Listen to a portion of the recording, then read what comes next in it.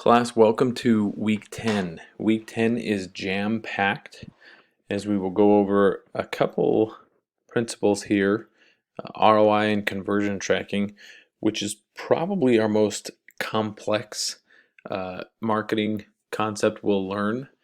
It is very, very powerful, and so I'm going to try and take some time to explain that in depth. We will go over the second half of Project 3.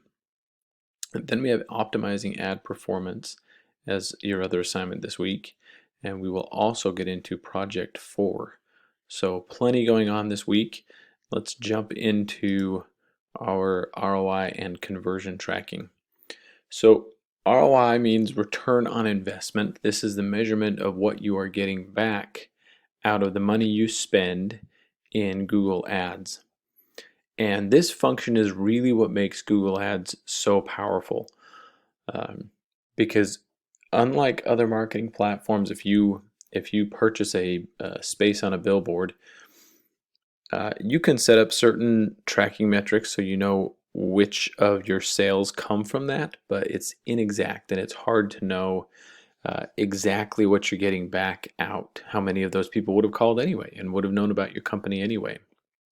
But with Google Ads, you can track who came into your website through that advertisement, and on top of that, if it's set up correctly, you can convert which of those people convert from a visitor to a customer. That's what the word conversion means in this context, converting from a website visitor into a paying customer. So there's some reading on this, and when I say it's complex, it's because of that principle of conversion, and I'll explain that in a minute. For those of you selling a product, it's pretty straightforward. It's the moment they click purchase, and you have that page that pops up that says thank you for your purchase. That's the moment they have converted into a customer. For others, it may be a little bit more complicated. But these readings will help you understand the basics of ROI and conversion tracking. The process of this is to set up a page as your conversion page, and so you identify a conversion for your website. I'm going to start with the simplest example, as I mentioned before, someone who purchases a product on your website. Then you determine the value of that conversion. That's the cost of the product, or not, excuse me, not the cost. That's the profit you earn from the product.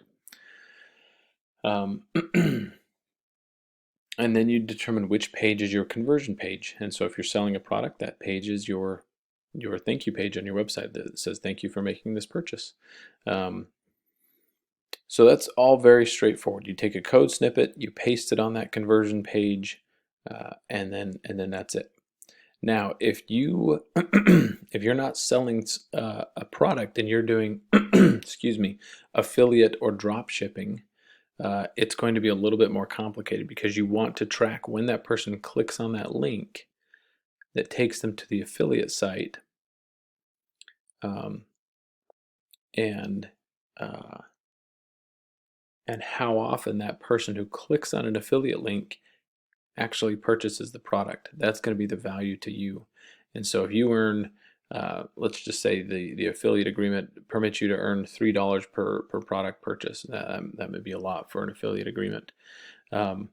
But only 10% of people who click on that link purchase the product. Then the value of that click, that conversion, is 30 cents because it's 10% of people purchase the product, and it's worth $3. So you may need, if you have an affiliate agreement, you may need to get some information from your affiliate company on how often people are purchasing. Maybe it's 1% of clicks, or maybe it's 5%, or whatever that number is. You'll need that additional information from them. I mentioned drop shipping. Drop shipping would probably fall along the lines of just a traditional product purchase. So there are different models, and as you go through this assignment, it doesn't have to be perfect. I want to see that you're understanding the idea of conversion and trying to apply it to your business. If you're having trouble with this, please reach out, and and let me know. I'm happy to talk through it with you as you may have a unique site on how to measure that conversion. So you'll need to write an essay on this covering these items. It is a half to a full page in length, double spaced. So that is ROI and conversion tracking. Again, measuring down to the penny what you're getting back from your expense in your marketing campaign is invaluable in the world of marketing. Let's jump into the second half of Project 3. Remember, you did the first half last week where you actually set up your ad campaign. Now, as long as your daily budget is set, go ahead and activate this campaign. This is one of our easier projects. All you need to do is show that your campaign is up and running, which means you take a screenshot like this and submit it. What we're looking for is that your screenshot shows 2 ads and your keywords. That's it. And I think this one might even show just the 1 ad. So if you can show a 1 active ad and your keywords, that's it. And that's what these instructions will show you how to do, is to take the screenshot and submit the screenshot. If you need to submit 2 separate screenshots for the project, you can. What we're looking for is that your ad is active and you have associative keywords with that campaign. And that's it. This will play into Project 4, which we'll cover in just a moment. But that will be the actual kickoff to your campaign. Now we'll go into optimizing ad performance. As you start your campaign, you will notice that Google Ads will collect a lot of data, and it'll show you in different categories. You've probably seen these categories as you set up your campaign and written your ads. This is helping you make sense of that data. It's very, very valuable to know how effective your campaign is if you understand what these data points are telling you. And since you don't have these data points, you'll go through and read about them and understand what they are, and then you'll take this Excel file and use that data for this assignment. So you will not use your own campaign's data, even if you're already generating some. You want to go off of this Excel file, and then you'll answer these questions about this Excel file, which is in the Excel file you have these data points, your impressions, your cost per click, ad position, etc., etc. And then based on that, you will interpret this data and say, I think I need to add or delete these keywords or pause these ones. You'll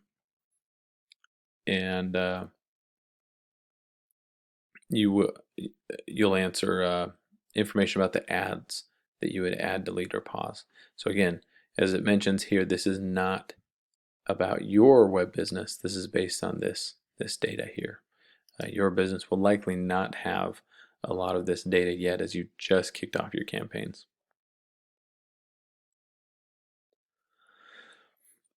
So that's it for our assignments this week. We will finish up by covering Project 4. When you click on Project 4, it's going to come up with this page. Basically says the instructions for Project 4 are in week 12. So if you click that, it's going to take you here where you can see the full instructions. There is a video here, so I will not cover this in excessive detail because I think the video does a great job of giving you an in-depth overview. You'll see this is a 7-minute video, so I won't add on an additional 7 minutes of explanation here. But I'll give you the general overview, and please do reach out if you have questions.